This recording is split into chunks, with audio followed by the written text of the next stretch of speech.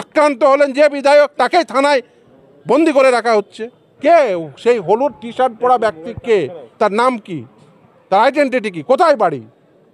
দেশের নাগরিক, বাংলাদেশের নাগরিক, পাকিস্তানের নাগরিক, শ্রীলঙ্কার নাগরিক, তৃণমূল, বিজেপি, RSS, কে সেই ব্যক্তি? অধিকারী হতো, বিজেপির নেতা হতো, জামাই আদর করতো। এটা বিজেপিকে বার্তা দিল, দেখো দাড়ি টুপিকে ঠ্যাঙাবো। তিনি পুলিশ নাকি অন্য কেউ, সেটাকে পুলিশকে আইডেন্টিফাই করতে হবে যে কে নওশাদ সিদ্দিকীর উপরে আক্রমণ করল। তার কারণ law and order state subject, আইন শৃঙ্খলা বজায় রাখার দায়িত্ব রাজ্যের, এবং একজন জনপ্রতিনিধি তিনি সাংবিধানিক যে অধিকার সংবিধান দিয়েছে সেই সাংবিধানিক অধিকারের প্রয়োগ করতে এসে শান্তিপূর্ণভাবে ওয়াকআপ নিয়ে আন্দোলন করছিলেন, SIR নিয়ে বলতে এসেছিলেন। এই রাজ্যে ওবিসি একটা বৃহত্তম ইস্যু। ওবিসি এই ইস্যুর জন্য ছেলেমেয়েরা বিশ্ববিদ্যালয়গুলোতে, কলেজগুলোতে অ্যাডমিশন নিতে পারছেন না, সেটা নিয়ে বলতে এসেছিলেন। সেই জন্য তাকে গ্রেপ্তার করা হয়েছে এবং এখনো পর্যন্ত তো থানায় রেখেছেন, এখনো পর্যন্ত অ্যারেস্ট মেমো দেননি, কিন্তু তাকে তো থানায় রেখে দিয়েছেন। আক্রান্ত ব্যক্তিকে থানায় বসিয়ে রেখেছেন, এখনো পর্যন্ত অ্যারেস্ট মেমো দেননি। না, এখনো পর্যন্ত অ্যারেস্ট মেমো যেহেতু দেননি, সেহেতু সে কথা বলা যায় না। কি করবেন সেটা পুলিশ ঠিক করতে হবে। এই রাজ্যে অন্যান্যরা যারা আন্দোলন করবেন, আমরা দেখেছি এই রাজ্যে বিজেপি নেতারা আন্দোলন করলে তাকে জামাই আদর করা হয়, অথচ নওশাদ সিদ্দিকীরা আন্দোলন করলে তাদেরকে কেন এই ধরনের ট্রিটমেন্ট করা হবে, নওশাদ সিদ্দিকীর উপরে কেন আক্রমণ করা হবে, এই প্রশ্নের জবাব মমতা বন্দ্যোপাধ্যায়কে দিতে হবে, এই রাজ্যের পুলিশকে দিতে হবে, এই রাজ্যের প্রশাসনকে দিতে হবে। না, এখনো পর্যন্ত কোনো ধারা, অ্যারেস্ট মেমোই হয়নি, তো ধারা কী হবে?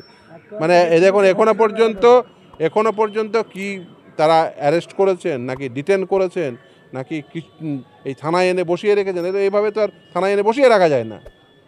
আপনার ইচ্ছা হলো কাউকে, আক্রান্ত ব্যক্তিকে এনে থানায় বসিয়ে রাখলে এটা তো করা যায় না। এটা কেন করলেন? মেডিকেল নিয়ে যাওয়া হয়েছিল আমাকে যা জানালো, এবং কয়েকজনের ওই মেডিকেল রিপোর্টও দিয়েছে। যাই হোক না কেন, কিন্তু সেটা মানে কেন আক্রান্ত হতে হবে? সবথেকে বড় প্রশ্ন, যেখানে এত পুলিশের উপস্থিতি, সেখানে কেন একজন বিধায়ককে আক্রান্ত হতে হবে? সে কে আক্রমণকারী? পুলিশ আইডেন্টিফাই করেছে আক্রমণকারী কে, কোন ব্যক্তি, তার নাম কি, তার আইডেন্টিটি কি? পুলিশের মাঝে আক্রমণকারী কেন আসবে? এই রাজ্যে একজন বিধায়ক তিনি সুরক্ষিত নন। আক্রান্ত হলেন যে বিধায়ক তাকেই থানায় বন্দি করে রাখা হচ্ছে। উল্টে যে আক্রমণকারী সে কোথাও প্যাসেজ নিয়ে পালিয়ে গেছে, বা সে পুলিশের লোক হতে পারে, সে তৃণমূলের লোক হতে পারে, এই রাজ্যের লোক হতে পারে, বা এই দেশের লোক হতে পারে, এ দেশের বাইরের লোক হতে পারে। কে সে ব্যক্তি? আক্রমণকারী কে? পুলিশকে প্রথম আক্রমণকারীকে দেখতে হবে, যে কে আক্রমণকারী।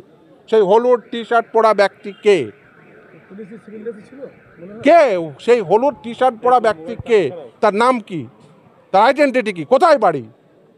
দেশের নাগরিক, বাংলাদেশের নাগরিক, পাকিস্তানের নাগরিক, শ্রীলঙ্কার নাগরিক, তৃণমূল, বিজেপি, RSS, কে সেই ব্যক্তি? মমতা ব্যানার্জি যখন তার আইডেন্টিটি, নওশাদ সিদ্দিকী যখন তার ID কার্ড চেক করতে চাইছে, তখন পালিয়ে যাচ্ছে। সে কে? এটাই তো প্রথম প্রশ্ন। সে এত পুলিশের উপস্থিতিতে সেই ব্যক্তি কি করে পালিয়ে গেল?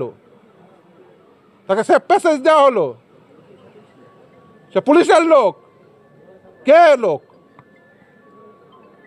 তাকে আইডেন্টিফাই করতে হবে। যদি সেটা আইডেন্টিফাই না করতে পারে, এই ব্যর্থতার দায় মমতা ব্যানার্জির নিতে হবে। কে সে? পাকিস্তানি, শ্রীলঙ্কান, কে সে?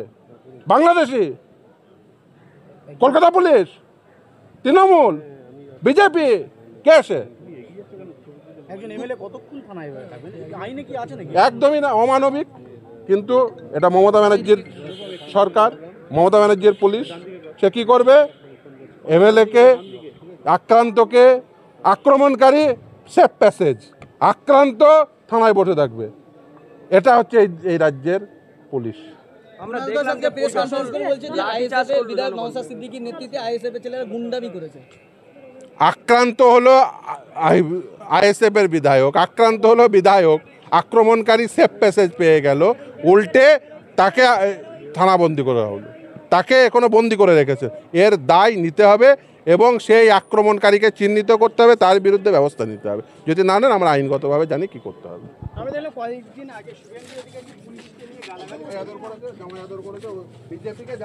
বিজেপিকে খুশি করার জন্য যেটা করেছে, বুঝতে পারছেন না? বিজেপিকে জেলের বাইরে মমতা ব্যানার্জিকে রাখতে গেলে বিজেপিকে খুশি করতে হবে, যে দেখো দাড়ি টুপিকে বন্দি করেছি, দাড়ি টুপিকে বন্দি করে নরেন্দ্র মোদী এবং অমিত শাহকে বার্তা দিচ্ছে। শুভেন্দু অধিকারী জামাই আদর করতো, এটা স্বাভাবিক। তিনি বলেছিলেন যে অকাপ নিয়ে আন্দোলন করতে যদি বিজেপি যাওয়া বুঝতে পারছেন না?